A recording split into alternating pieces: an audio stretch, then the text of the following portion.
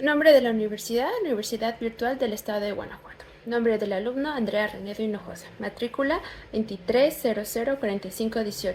Nombre del reto, reto 5. ¿Cuál es la responsabilidad del Estado mexicano?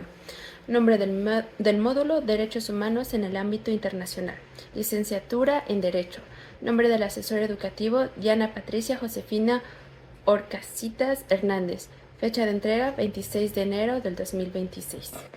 Caso 1. Ana se encontraba pacíficamente repartiendo panfletos a las personas que se manifestaban en la plaza de armas de su ciudad. El contenido de los panfletos versaba sobre citas bíblicas. Al enterarse de lo que hacía Ana, un policía decidió arrebatarle los panfletos y detenerla, argumentando que no era lugar para repartir ese tipo de información, pues alteraba el orden público. Ana permaneció encerrada e incomunicada dentro de una patrulla durante 3 horas hasta que la manifestación concluyó. Posteriormente, el policía la trasladó a Barrandilla, donde recibió burlas y calificativos peyorativos por el personal de seguridad pública. Luego de un día detenida, la dejaron en libertad. Ana denunció el hecho ante la Fiscalía General del Estado, así como ante la Comisión Estatal de Derechos Humanos. Ambas instituciones omitieron el inicio de cualquier procedimiento, por lo cual Ana acudió a la Justicia Federal, donde resolvieron incompetencia para conocer el asunto. 2 años después, Ana presentó su caso ante la Corte de IDH. ¿Consideras que existe responsabilidad por parte del Estado mexicano? Podemos enunciar la responsabilidad del Estado mexicano describiendo los momentos en los que se violentaron los derechos de la señora Ana. Primero, en el momento de los hechos, Ana estaba ejerciendo su derecho a la manifestación pacífica, el cual se vio interrumpido por autoridades de la ley del Estado.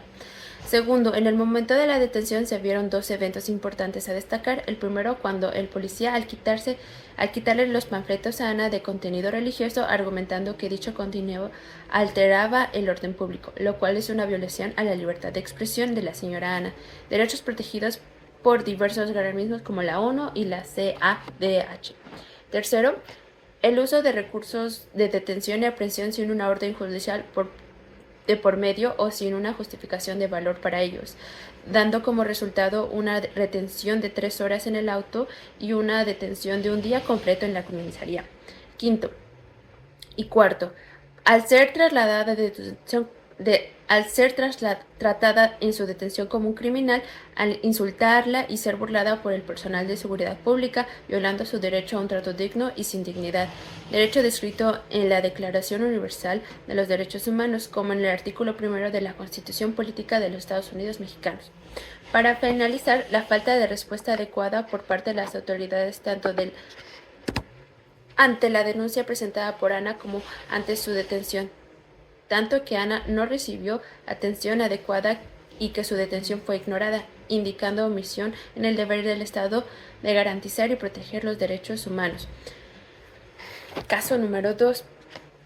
Durante la pandemia por COVID-19, el gobernador de una entidad federativa publicó un decreto por medio del cual se declaraba obligatorio el confinamiento en el domicilio particular de los habitantes en un horario de las 18 horas a las 9 horas. Asimismo, se preveía una multa de 1.500 a quien infringiera esta disposición. De no contar con recursos para el pago de la multa, el decreto previó de 36 horas de arresto. Andrés, un hombre de 34 años de edad en situación de calles, caminaba por la avenida principal de la ciudad a las 20 horas cuando un militar lo vio, detuvo y lo presentó a la Secretaría de Seguridad Pública, donde fue exigido el pago de la multa. Andrés argumentó no tener casa, habitación, familia ni dinero para poder pagar la multa. Andrés, como consecuencia, fue privado de la libertad durante 36 horas y boletinado, fotografía incluida, en redes sociales como el primer detenido, un sinvergüenza capaz de negar a su familia con tal de no pagar la multa. Derivado de lo anterior, fue localizado por una asociación civil a través de la cual se planteó su caso en jurisdicción militar y ordinaria hasta ponerse en conocimiento de la Corte de IDH.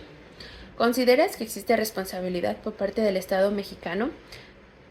Podemos enumerar la responsabilidad del Estado mexicano describiendo los momentos en los que se violentaron los derechos del señor Andrés. Primero, en el momento de la detención por parte de un militar al señor Andrés, el cual representa una violación a su libertad personal garantizada por el artículo 7 de la CADH. Segundo, al ser una persona en situación de calle, el señor Andrés podría haber argumentado que no se le dio un lugar donde resguardarse para protección de él y de los demás, para hacer valer el decreto de confinamiento por razones de salubridad, como se puede ver en casos de tormentas invernales en dichos estados, dado que toda persona tiene un derecho a una vivienda digna. Derechos humanos fundamentales reconocido internacionalmente en el artículo 25 de la Declaración Universal de los Derechos Humanos, como en el Pacto Internacional de Derechos Económicos, Sociales y Culturales en su artículo 11. Tercero, la privación de la libertad del señor Andrés durante 36 horas al no considerar su contexto situacional como una persona en situación de calles es un caso de discriminación y segregación.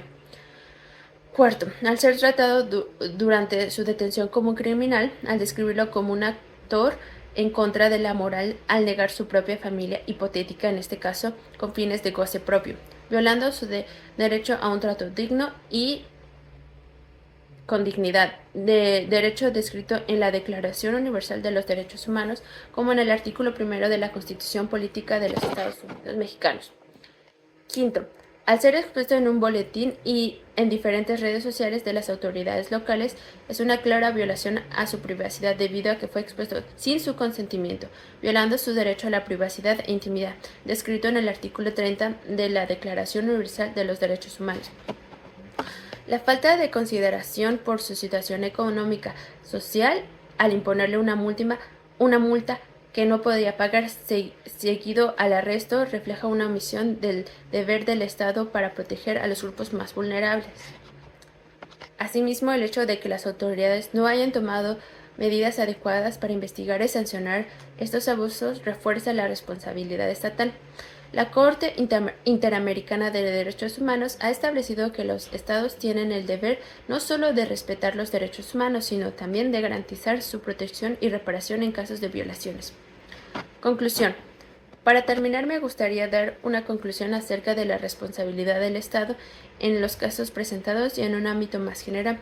Primero, quiero describir qué es lo que significa la responsabilidad del Estado, lo cual es la obligación jurídica de reparar daños antijurídicos causados a particulares por el actuar, omisión o funcionamiento normal o anormal de sus entes, órganos o funcionarios en ejercicio de sus funciones. La Comisión Interamericana de los Derechos Humanos ha señalado que los estados tienen la obligación de investigar las violaciones de los derechos humanos y sancionar a los responsables. En los casos presentados anteriormente se ven muchas veces casos con responsabilidad directa debido a que viene de actos de órganos estables al no aceptar ni seguir los casos presentados ante ellos, junto con acciones completamente arbitrarias de sus propios individuos, como también de una responsabilidad objetiva que no requiere demostrar culpa o dolo de los funcionarios, sino de la existencia del daño y su relación causal.